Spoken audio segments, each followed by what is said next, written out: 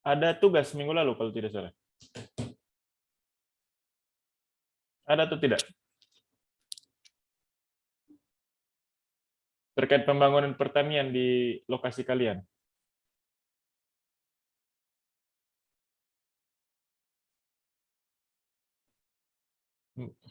Yudiana Bete, ada tugas atau tidak?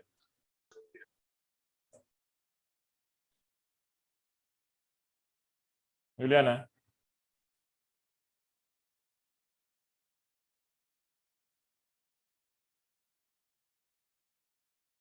Halo?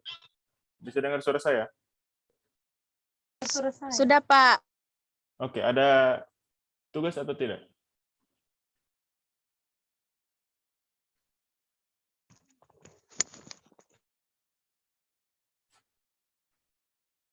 Coba kita lihat materi minggu lalu ya.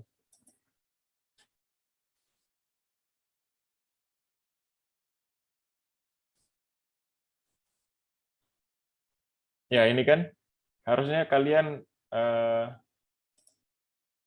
melihat terkait di daerah kalian, ukuran pembangunan pertanian di daerah kalian itu terkait kekayaan rata-rata, pemerataan pendapatan, kualitas kehidupan, kerusakan lingkungan, dan keadaan sosial dan berkesinambungan. Sudah dikerjakan tugas ini? Ini syarat kalau mau ikut UTS, jadi kalau tidak mengerjakan tugas ini, saya tidak akan mengkoreksi atau memeriksa UTS kalian. Dan waktu itu kita bagi kan per kabupaten kalau tidak salah.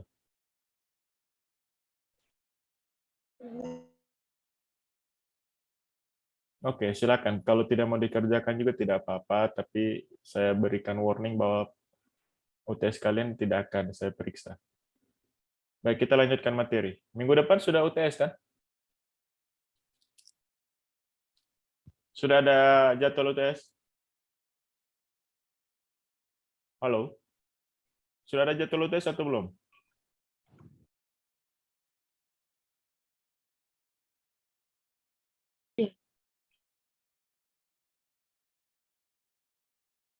Engelbertus, bagaimana? Sudah ada jadwal UTS atau belum?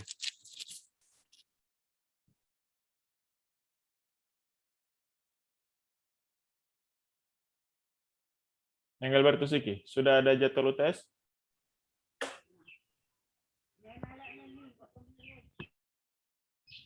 Tanggal 7, Pak. Tanggal 7 ya, sampai tanggal?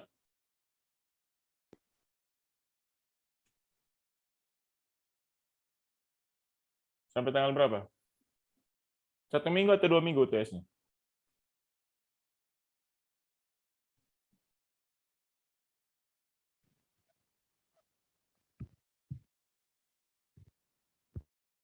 Adriana Naitili.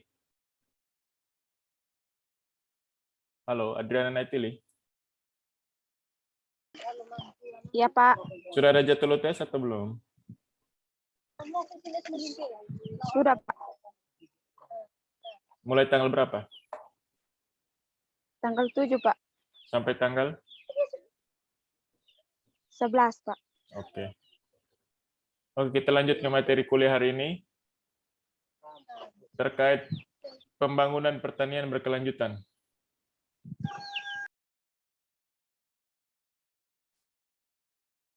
Julianus Afrianto Lopez, tolong baca.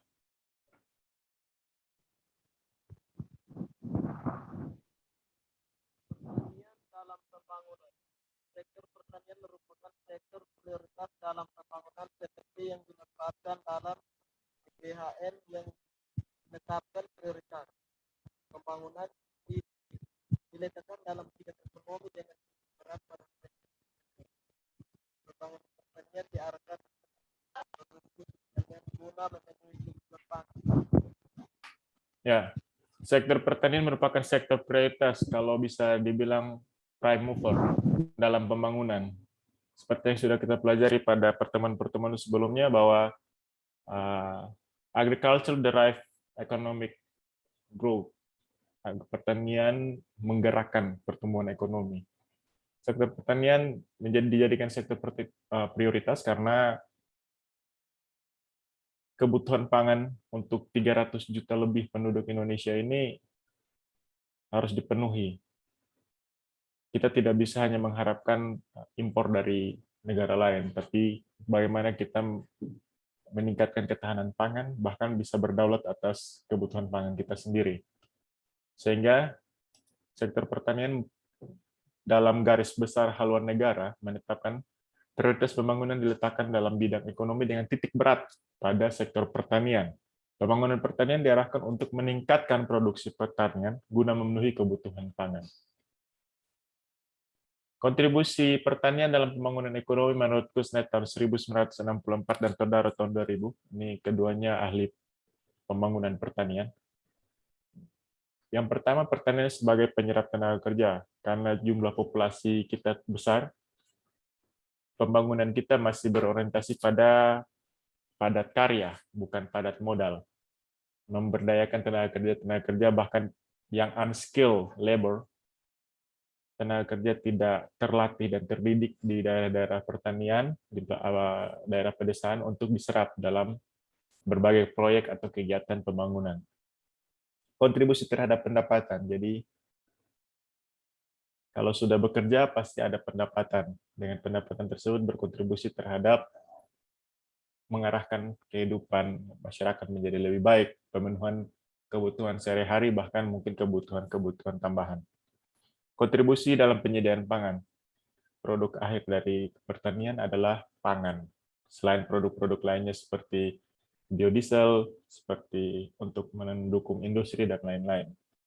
Pertanian sebagai penyedia bahan baku itu lanjutan dari setelah produk utamanya itu berupa pangan terpenuhi, bahan baku untuk kegiatan industri dan lain-lain disediakan oleh pertanian. Contohnya karet. Contohnya apa lagi? Cengkih.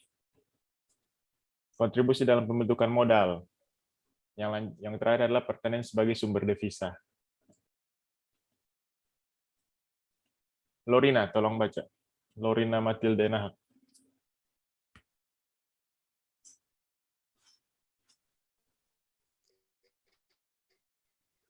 Tahap-tahap pembangunan pertanian.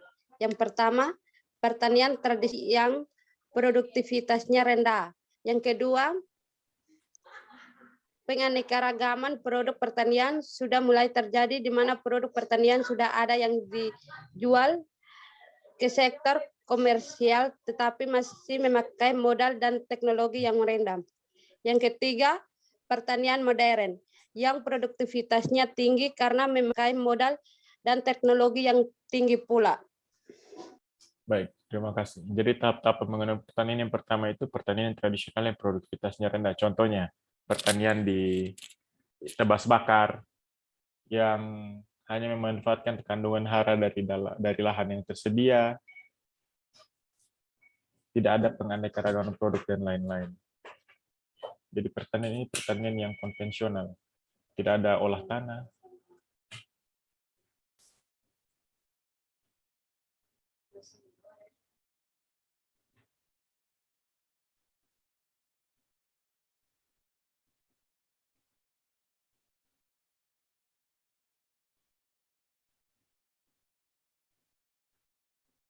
Baik. Baik, Bapak. Mohon maaf, saya berbicara dengan Bapak siapa? Mohon maaf, saya berbicara dengan Bapak siapa?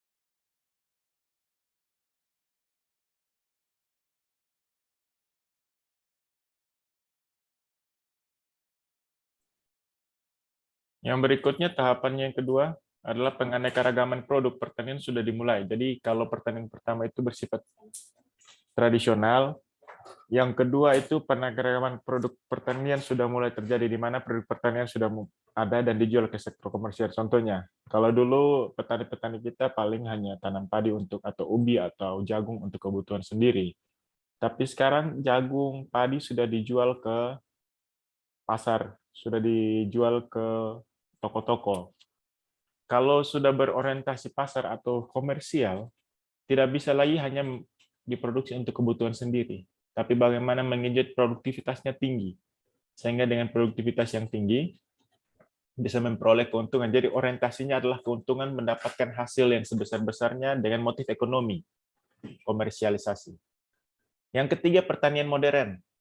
Pertanian modern atau pertanian modern adalah pertanian yang produktivitasnya tinggi. Mungkin kalau dia menghasilkan 100, yang dia konsumsi hanya 1, 99-nya adalah untuk dijual ke pasar.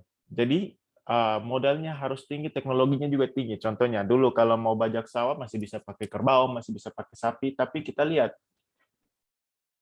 produktivitas tanah yang dibajak juga tidak terlalu gembur, mungkin jadi agak susah untuk mengoptimalkan produksi padi. Tapi sekarang sudah pakai mesin. Waktu panen juga dulu atau tanam pakai tenaga manusia, tapi sekarang di daerah-daerah pertanian yang maju mereka sudah pakai mesin. Kenapa? Lebih cepat, lebih hemat, dan tidak merepotkan. Berbeda kalau pakai manusia, banyak sekali alasannya, lapar lah, panas lah. Tapi kalau dengan mesin, sekali kita hidupkan mesin tersebut, dia akan bekerja sampai bahan bakarnya habis atau sampai kita matikan. Sehingga produktivitasnya tinggi.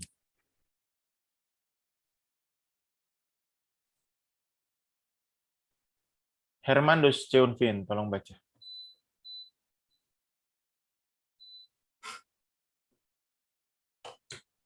Klasifikasi sektor pertanian. Pertama, tanaman pangan atau padi, beras, jagung, umbi-umbian, sayur, buah, tanaman bahan makan lainnya. Kedua, tanaman perkebunan atau karet, tebu, kelapa, minyak, sawit, tembakau, kopi, teh, cengkeh, pala, dan lada.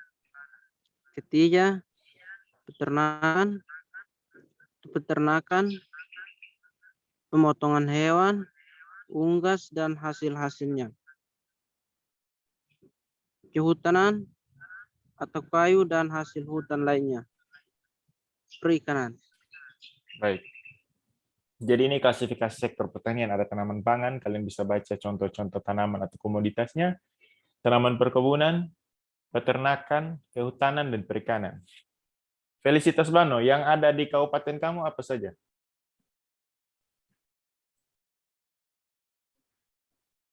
Felicitas. Yang ada di, kau dari kabupaten mana? Asal dari kabupaten mana? Malaka, Pak. Ya, yang ada di Malaka yang mana saja, Felicitas? Tanaman padi, beras, jagung, umbi-umbian, sayur, buah, tanaman bahan dan makanan lainnya. Contohnya tanaman bahan makanan lainnya apa yang ada di Malaka?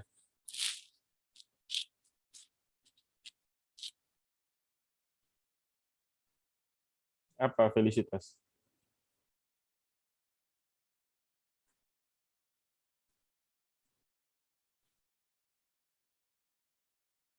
Felicitas, ayo, apa?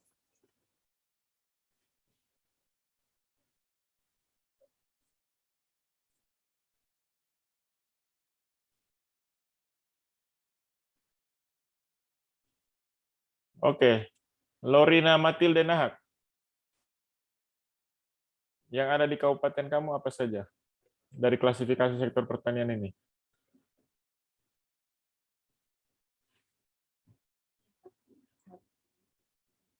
Lorine, kamu dari kabupaten mana? Malaka, Pak. Oh ya, sama Malaka. Apa saja yang ada di Kabupaten Malaka?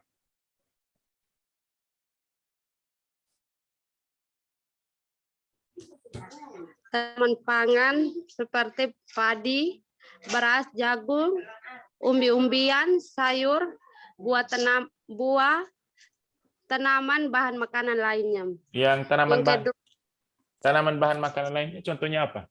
Yang ada di Malaka? kedua, Sagu? Ada sagu di sana? Ada, Sagu dari Pak.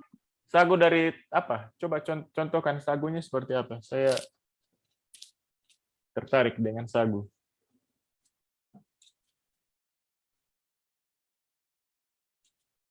Sagunya dari tanaman apa? Dari pohon sagu atau bagaimana?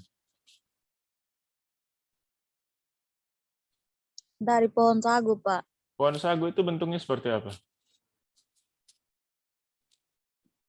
Seperti tuak, Pak. Oh, seperti palem, tuak gitu. Iya, Pak. Oke. Kalau perkebunan ada tidak di Malaka? Tanaman perkebunan.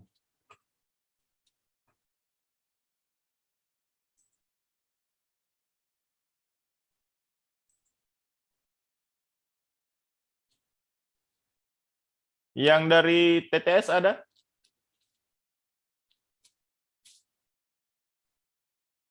Yang dari Kabupaten Timur Tengah Selatan ada?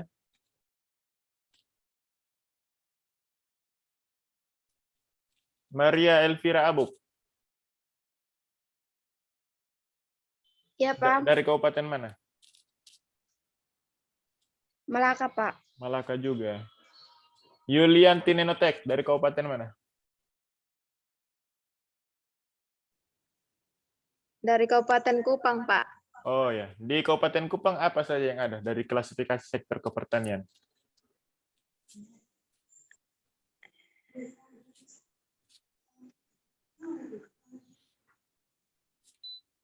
Padi, beras, jagung, umbi-umbian, sayur, buah, tanaman bahan makanan lainnya.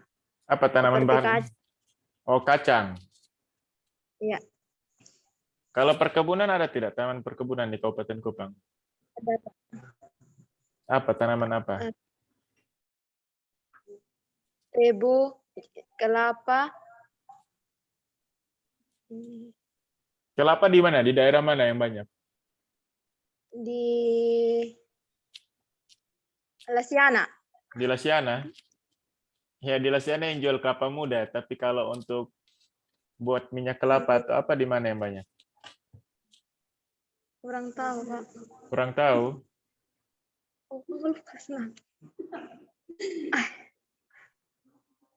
Di Alak, Pak. Di Alak. Oke. Yang dari TTU. Dari TTU. Siapa yang dari TTU? Antonita Fuamuni.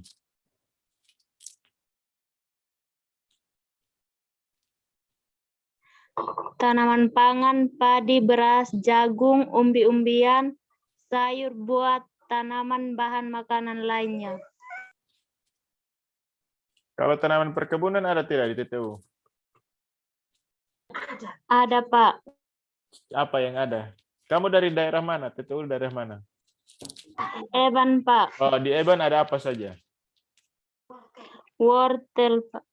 Wortel itu sayur-sayuran. Kalau tanaman perkebunan apa?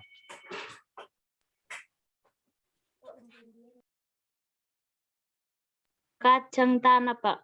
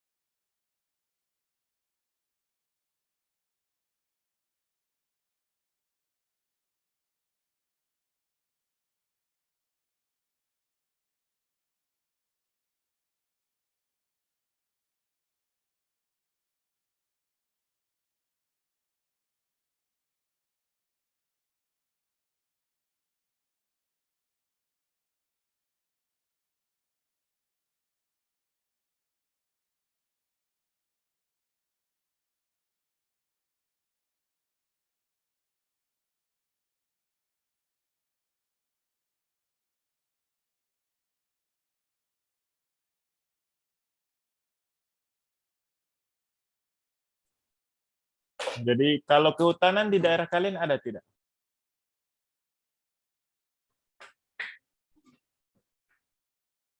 Emiliani Buiseran, Iya, Pak. ada sektor pertanian kehutanan di daerah kamu? Ada, Pak. Apa? Contohnya apa? Tenjati. Angelina. Dari daerah mana Angelina? Insana, Pak. Di sana ada sektor kehutanan tidak?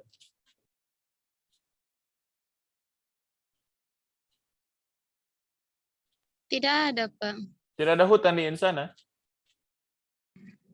Ada. Tapi yang diambil produknya apa?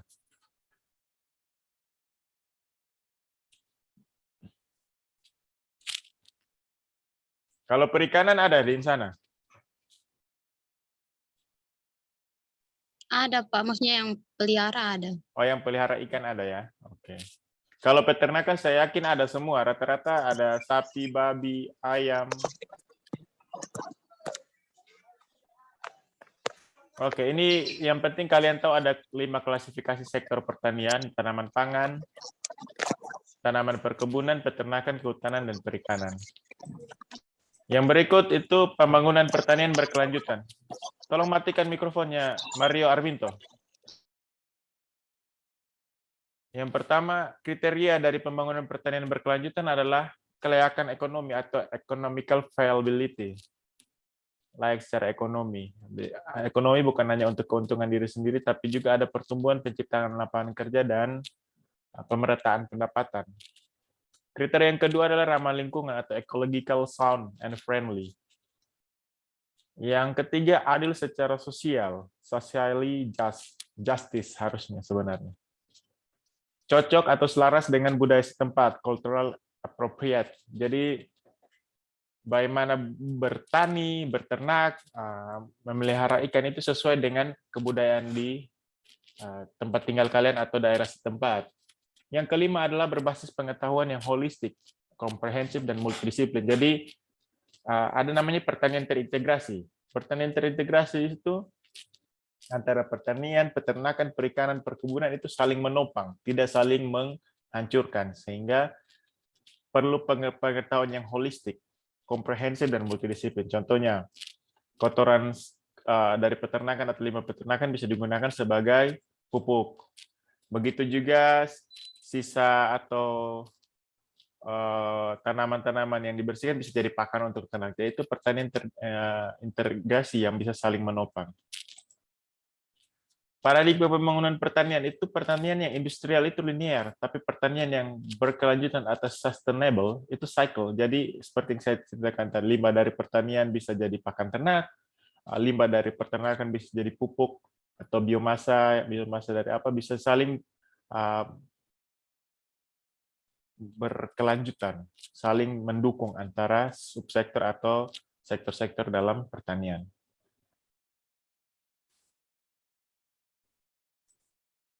Eva Sofia, tolong baca. Definisi pembangunan pertanian berkelanjutan, Sustainable Agricultural Development. Pembangunan yang dapat memenuhi kebutuhan masa kini tanpa mengorbankan kebutuhan generasi yang akan datang melalui pengelolaan dan konservasi atau pelestarian sumber daya alam dan orientasi perubahan teknologi dan kelembagaan sedemikian rupa sehingga dapat menjamin pemenuhan kebutuhan manusia secara berkesinambungan untuk generasi masa kini dan masa yang akan datang.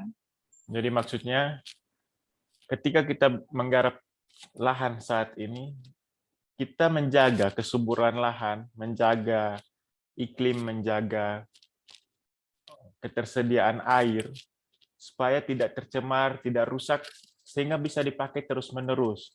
Oleh karena itu, sekarang banyak teknologi-teknologi yang ramah lingkungan. Sadar tidak sadar, usaha pertanian juga menyumbang banyak limbah, menyumbang banyak gas berbahaya, sehingga penipisan lapisan ozon itu semakin berkelanjutan. Sehingga sekarang penggunaan teknologi-teknologi terbarukan yang ramah lingkungan itu sangat disarankan, terutama yang organik. Sehingga kalau kalian lihat harga-harga komoditas pertanian organik itu lebih mahal. Kenapa? Karena memerlukan perawatan dan produktivitasnya rendah.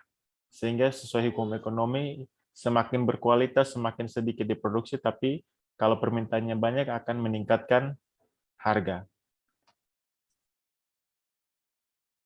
Maria Elvira Abok, tolong baca.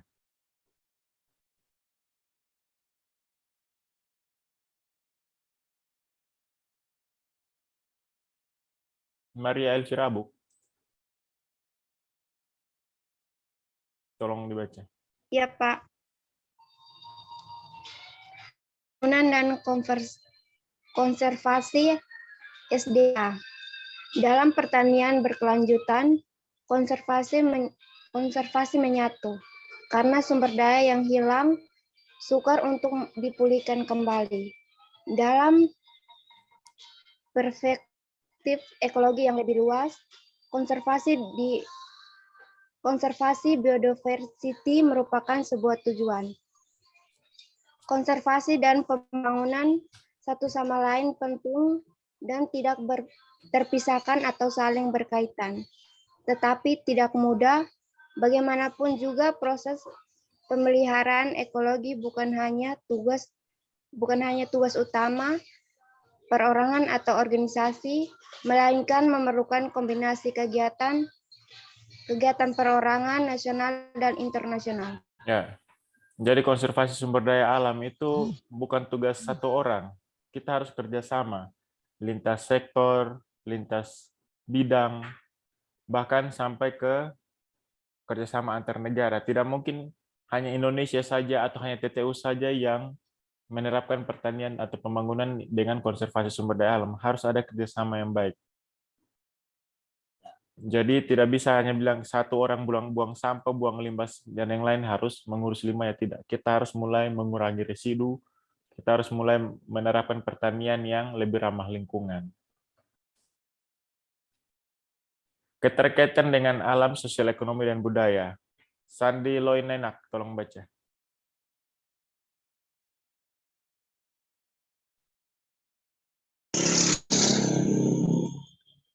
Ada 3 syarat pertanian berkelanjutan dalam sistem usaha tani, yaitu produktivitas, kelayakan sosial ekonomi, budaya, dan pemeliharaan sumber daya jangka panjang. Merupakan kritik terhadap revolusi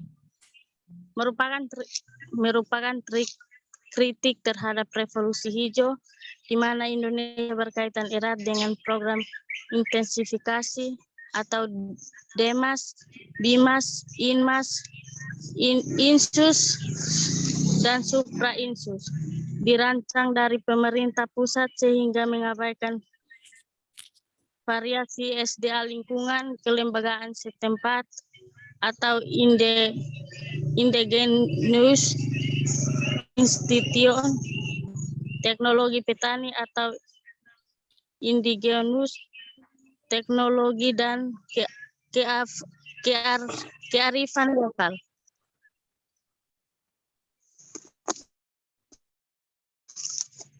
Bahasa Inggrisnya apa itu?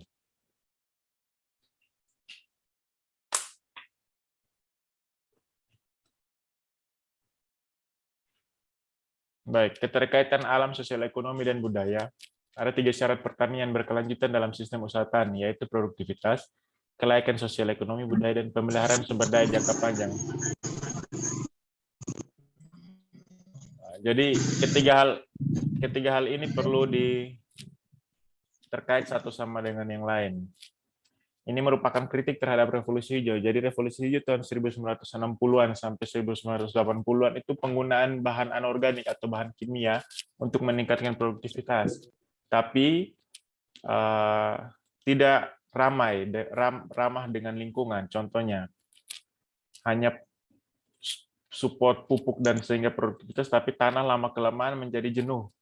Seperti dalam ekonomi produksi, itu ada namanya the law of diminishing return. Semakin menambah input, tapi bukan produksi meningkat, bahkan stagnan, akhirnya juga turun. Jadi itu merupakan kritik terhadap revolusi hijau. Harusnya itu variasi sumber daya lingkungan itu disesuaikan dengan kelembagaan setempat atau indigenous institution.